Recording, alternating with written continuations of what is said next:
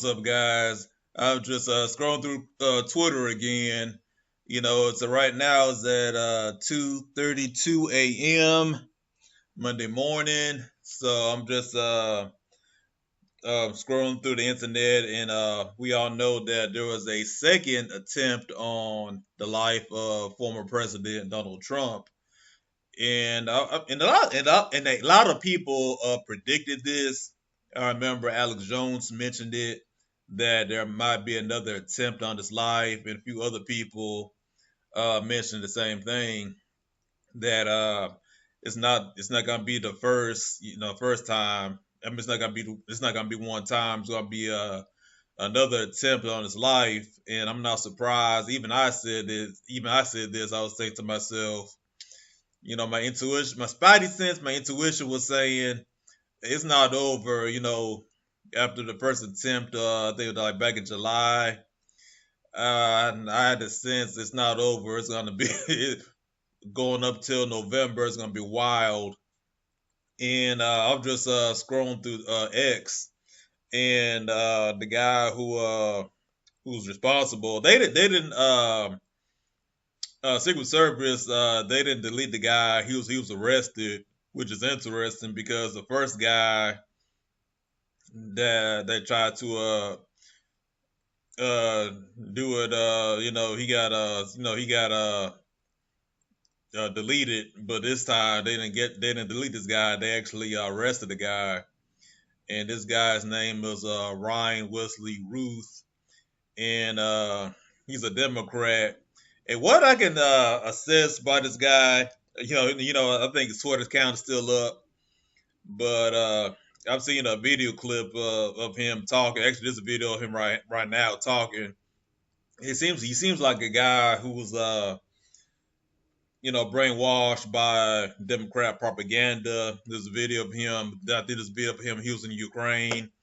He was talking about like we got to protect the Ukrainians and this kind of stuff. And he kind of had this utopia mindset, like we got to have truth and justice in the world. And he sees Trump as this evil person, whatever. And let me play you a little bit of. Hopefully this can play. Let me see. A critical juncture in this war where we are sitting on the fence as far as whether good or evil is going to win. Right now we're looking at a situation where the world is waning and it's thinking that this is important or not. And we're at a point where, all right, are we going to stand for humanity, for human rights, for everything that is good with the world? Or are we just going to ignore it? If everybody is complacent and doesn't join this fight, then guess who's going to win? It might take 10 years, but we're going to lose this battle if everyone around the globe does not stop. Let me try to expand this video so you can see it. Yeah, because this guy's pretty much, in this video clip right here, this was like from a couple years ago. Please tell me who you are and why. Let me see, try to make sure it stop buffering. Bear with me, guys. The internet is kind of slow. Please tell me.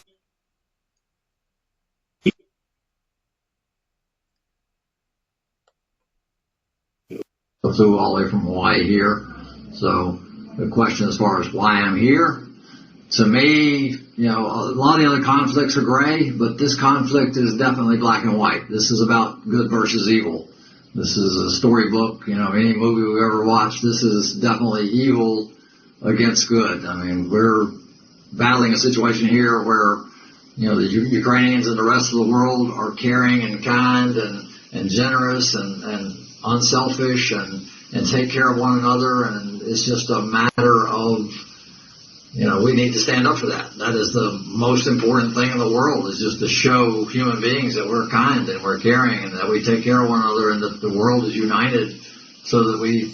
Now, this goes back to what I've always been saying, that a lot of liberals or people on the left, a lot of them, even though a lot of people on the right disagree with me, and I've said this before, that a lot of people on the left are they're generally sincere in what they believe in.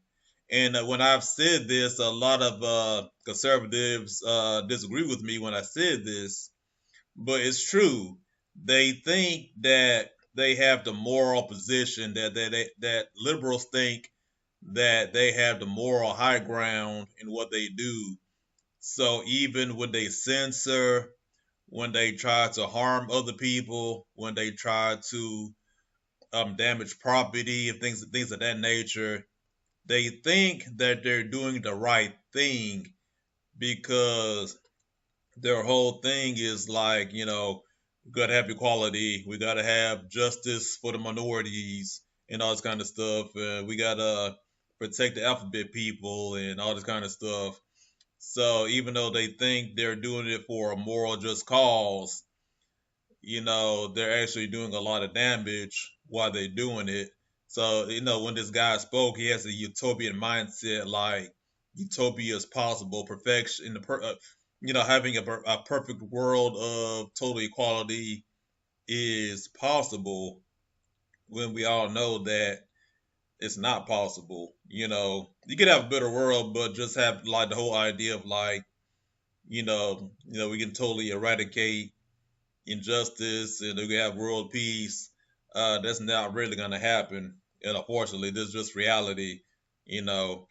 But I just want to play you guys that right there, right quick. And if you have any comments, put in the comments below about what's going on in the world. And what can come down to Trump, I'll say, Secret Service. I mean, nothing wrong with Secret Service. At least they're on their job this time around. At least Secret Service. They're quick to respond.